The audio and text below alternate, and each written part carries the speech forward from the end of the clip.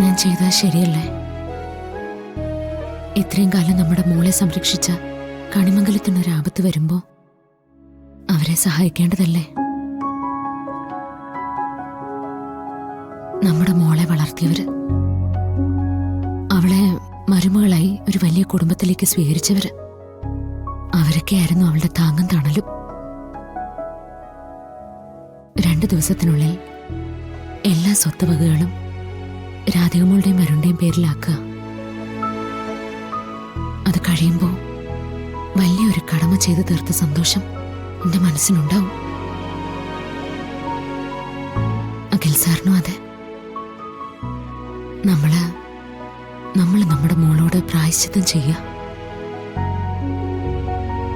ദേവനാരായണൻ തിരുമേനിക്കും യശോദയ്ക്കും ഉള്ളത് പ്രത്യേകം മാറ്റിവെച്ചിട്ടുണ്ട്.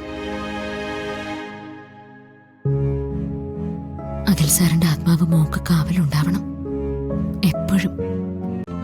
ഇന്ന് തന്നെ ഡൗൺലോഡ് ചെയ്യൂ. കാണൂ നിങ്ങളുടെ ഫേവറേറ്റ് ഷോസ്.